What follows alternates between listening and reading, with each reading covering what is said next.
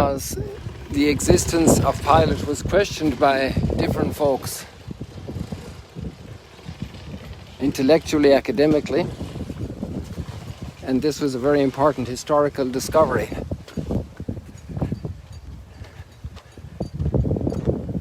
We'll get out to see the ocean once we get out of this area in a second, or the ocean, the Mediterranean. There are lots of archaeological artifacts displayed here, including some very interesting sarcophagi for big burial structures. The word sarcophagus is very interesting. Sarx is the Greek word for flesh.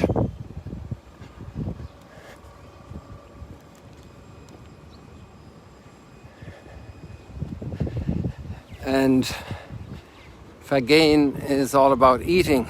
So you put in a body into these big boxes and you come back a year later and all that's left are the bones, so they were called sarcophagi. They were flesh eaters. So we're here on a little vacation outing. Most of us haven't been here for quite a while because of all the lockdowns. And we have two new brothers in our community. Father Donal, also an Irishman, who has served a long time in many different roles, but as a professor. And then we have Father Alvaro from northern Spain. And he also has been in a number of countries, including Venezuela.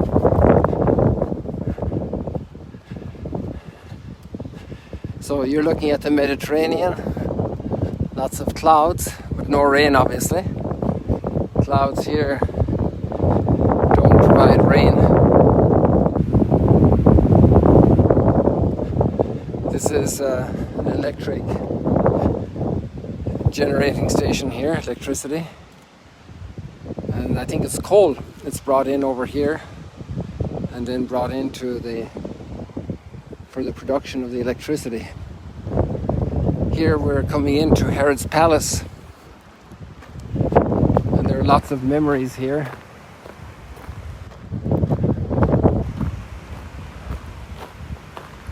This is the famous stone with the dedication of Pontius Pilate. So this is a copy. The original is in the museum in Jerusalem, the Israel Museum. So this is the text that we could just see here. Tiberius Pontius Pilate, prefect, and the date. Okay, it was a building dedicated by Pilate, on the time of Pilate, to Tiberius.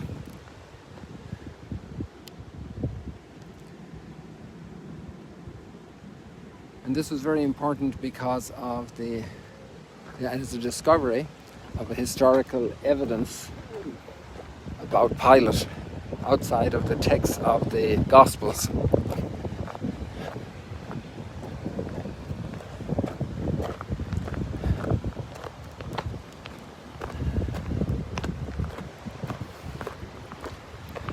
Here we're at Herod's Palace area. And there are a couple of interesting features. He had a big swimming pool here.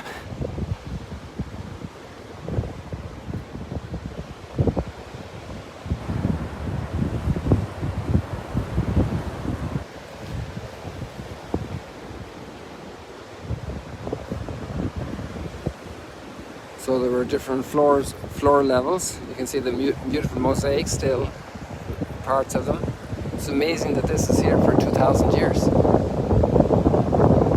This was built by Herod the Great.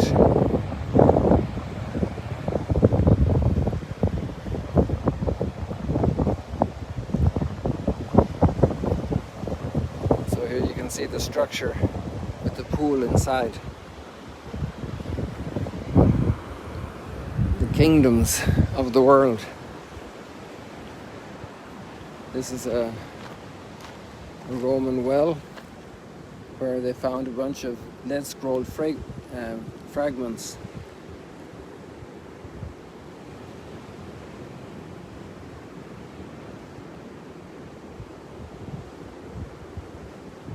You see the name Eusebius. He was the bishop of Caesarea, and he's the first one to write a systematic history of the Christian of the church.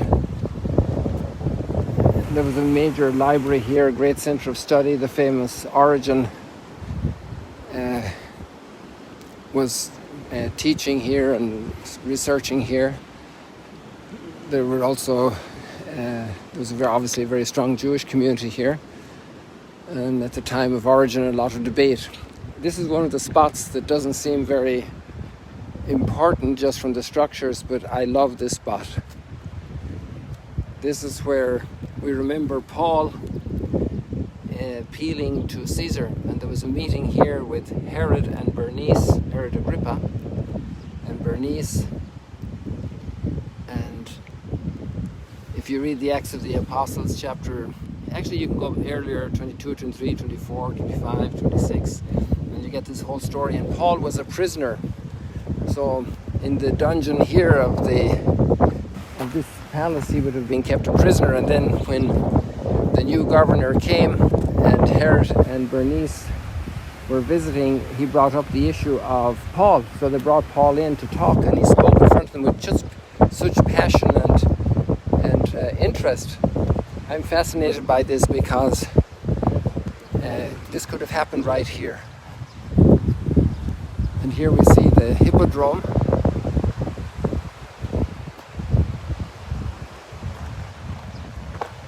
Also built by Herod the Great.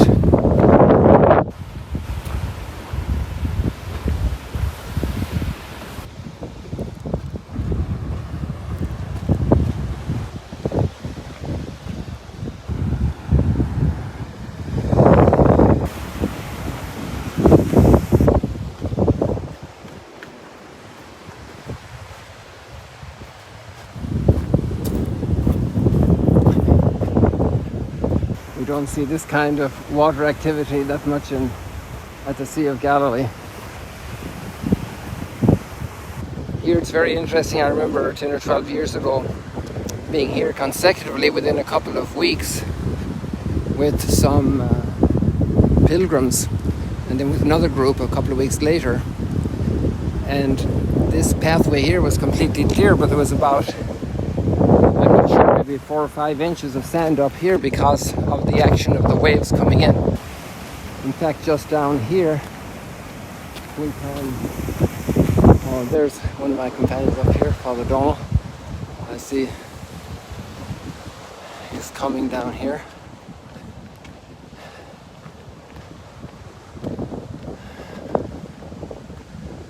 So as long as he can see where I am, that's good. Didn't realize he was there behind us. So we can just look at the plan of the hippodrome. But just to finish that story, within a couple of weeks I'd come back and there had been a bit of a storm, and so there were 3 or 4 inches of sand on top of the concrete back there, on top of the pathway. And then you can imagine what can happen in 1,000 years, because it's kind of hard to believe that a whole amphitheatre could be covered by sand and people would forget where it was and that it existed. So this is the hippodrome, and the course was set at an angle so that in the different positions the chariots started, they all had an equal opportunity to win. We're connected here, Father Donald, with a lot of people around the world. This is Father Donald. Just say hi, Father. Hello. We're getting at a wrong angle here because of the light. They can't see your face. All right. Okay. So Father Donald is a neighbour of mine from County Limerick, and he's joined our team in Magdala, and we're thrilled about that. He brings so much biblical knowledge and wisdom. And maybe some morning, I notice he's up early. Actually, you might have seen him on the Sunrise Stroll and Chat, those of you who are part of that. And we might get him to join us some morning. He's also a bit of a walker, and we can hear his story. He's kind of a generation before me. You were both walker and a storyteller. A walker and a storyteller. Oh, I think Father Donald also can chip in here with his great knowledge. Are those four of ours coming out? Yeah, that's Father Juan and Yeah, Father they're going Cristobal. that way. Exactly. So here you see all these structures. This is all covered. This has been excavated in the last, I'm not sure how many years, 30, 40 years maybe, or maybe more recently. And there's still a lot to be excavated in Caesarea. It was a huge town. There's an interesting chunk just here behind this wall that's remains that was left of the excavations. It was not excavated to show you how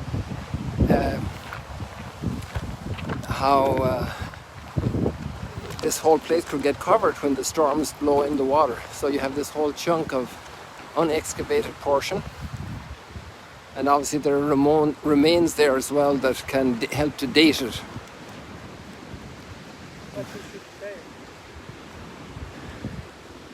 So this is a cross-section of the archaeology. So it gives us the different centuries, the debris from the 3rd and 4th centuries, from the 4th century deposits, and then obviously the further ones that have been removed are from later periods. So this was just a part of it. It's amazing to come to Caesarea and find it empty. Obviously it's a little bit of the situation like in Magna and the entire country and obviously the entire world with the lockdowns. So I thought some of you would have been here before and just to get a look again at the place. And I'll keep you on here for a few more minutes just to walk through until we get to the ice cream, because the live stream doesn't work for ice cream. Oh no, the live stream won't. Not the same taste. Exactly, the taste is different if you're having the ice cream online. I wonder when that invention will happen, we'll have online ice cream. Yeah, that would be really. I think technologically we're probably getting nearer and nearer. Yes. We haven't arrived there. So, there's Father Alvaro up at the temple. Let's go up here and check out these mosaics. Do we have time? Yeah. Let's do that. There are also interesting what do you call those rooms? The caldarium and the frigidarium. Yeah, the baths, the Roman baths. There's some of that up here. It's interesting that all these structures are here, you know, from, well, obviously Byzantine period. This would have had still its heyday in the Byzantine period. And then it had a lot of setbacks because of earthquakes and wars and fires and rebuildings. And then the Muslim period was here, then the Crusaders came. So Caesarea witnessed a lot of history.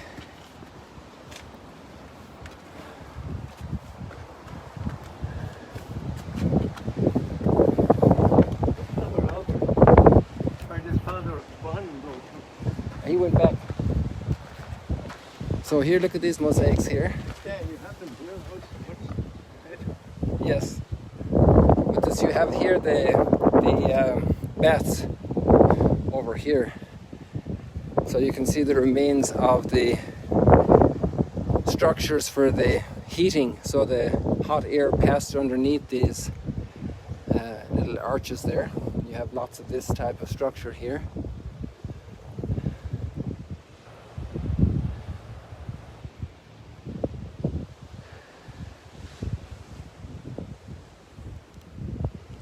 Imagine all the people that were here for centuries coming through, living here. All the conflicts. The world continues, you know.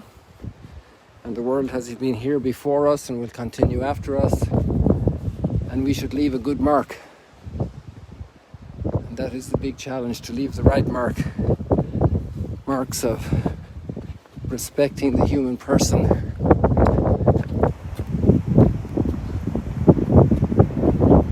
Serving, of honoring, of building understanding between peoples. This is called the public bathhouse northern area. Clients could exercise here, so it must be like a gym. You could get a shave, a haircut, cosmetic treatment, a massage. It was the centre for discussing the city's affairs and the latest news and gossips, and even do business. So here you can see the gem activities and the little designs. I can't see too much on the screen now with the intense light here, so I hope you get an image here of the circumstances. It's a very rich mosaic over here.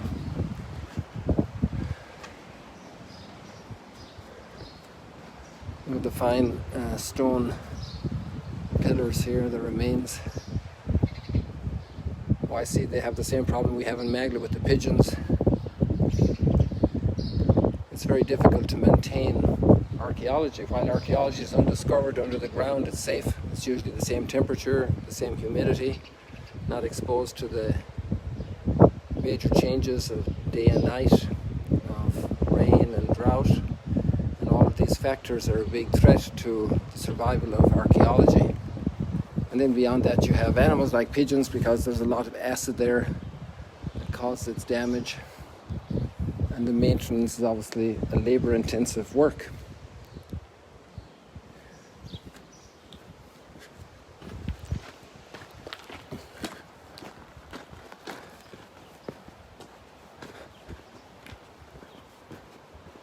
These pillars are down from an earthquake.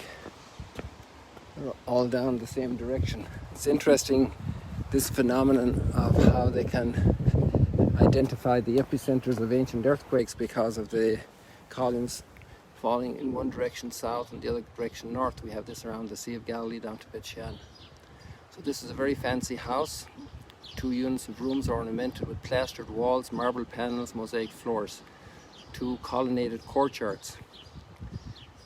Shops, workshops opening onto the cardo. And so this, I'm probably standing on the cardo. I will show you that now.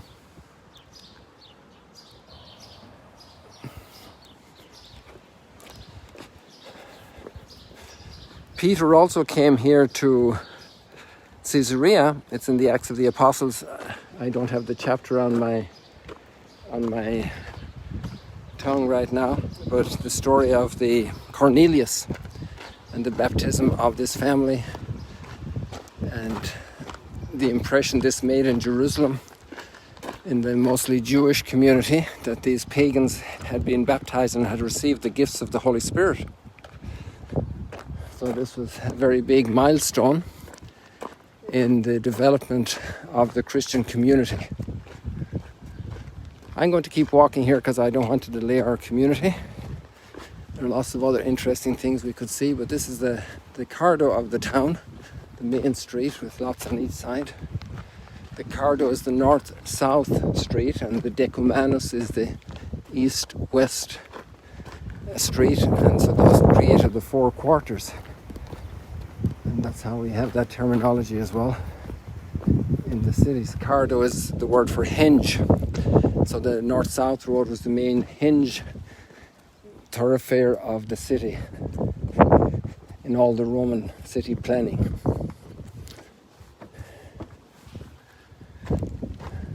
So here we're at the moat of the Crusader period.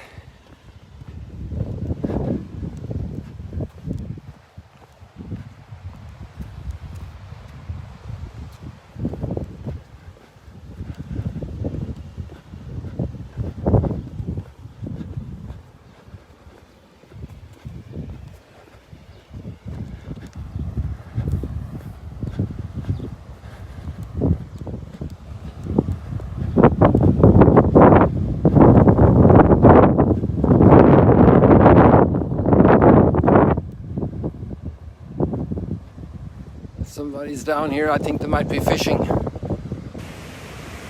but I'm not sure.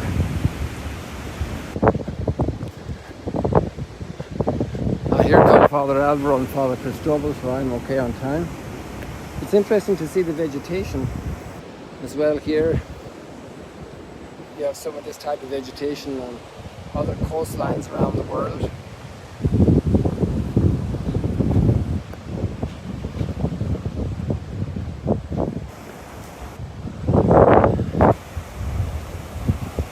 If it's been a number of years since you were here, they have a new video very centered on the person of Herod the Great, and this video, the other videos that you have seen before are not working right now, and apparently it's being debated if they will be brought back or not.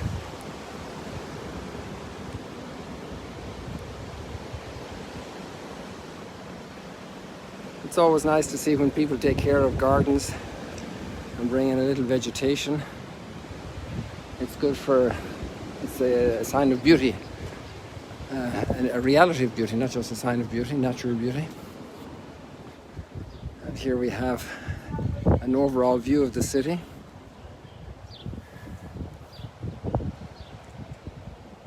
The Roman theatre, where we were now, and then the hippodrome,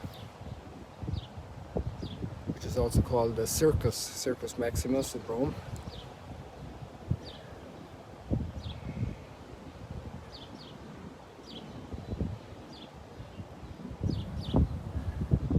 And then the natural port, the artificial port which Herod built. It was the first time ever in the world, as far as we know, that there was an artificial port built in a place that didn't have a bay. And this obviously changed trade immensely and was part of the source of Herod's great power and wealth and clout in the Roman Empire.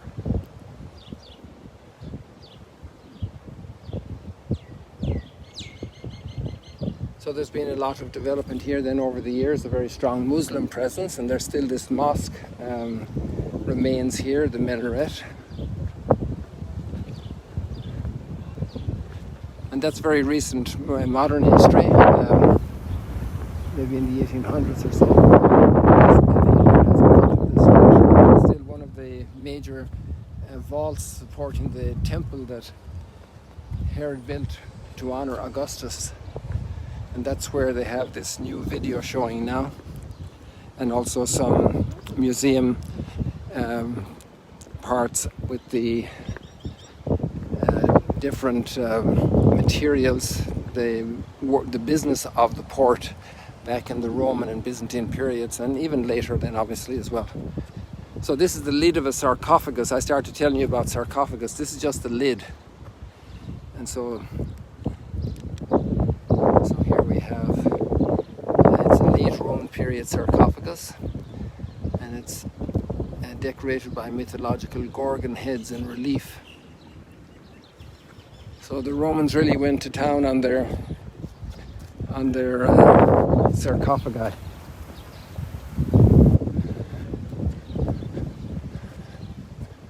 Here's another one. You can see the lid on it. And this is now growing plants, but this was obviously the burial place for some major figure of the city. This is decorated with rosettes. Sarcophagus adorned with rosettes. So here we have this rosette. It's interesting to see the culture people have of burial. It reflects a lot of their values on life and their expectation and their hopes. Here this one is written up in Greek. So this is Byzantine period probably. It's decorated with garlands, saying that Alypus, husband of Menophilia, gave her the sarcophagus. The inscription states that no man is immortal, and that's life.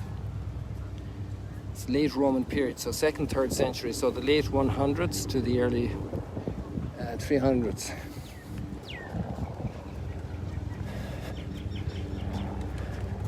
And here we have cornices of buildings, beautiful decorations.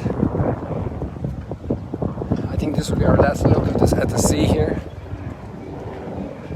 and then I will check out and just say thank you very much for joining us, and wish you many blessings.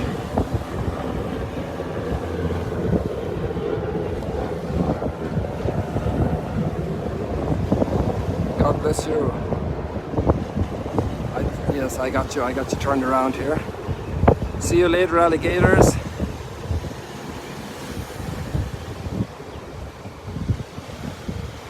Thank Thank you for joining, so many of you. I really appreciate that. God bless you. Spread the word. I think I'll put this up on YouTube. Maybe I will if I get to do that tonight. God bless you.